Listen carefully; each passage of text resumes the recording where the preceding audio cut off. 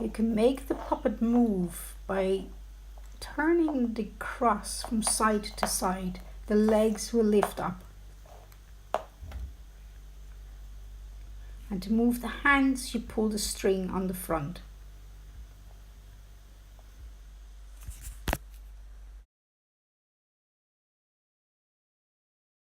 To store the puppet, you can twist the puppet and get the strings to go together, and you wind them then around the cross so the strings won't get all tangled up.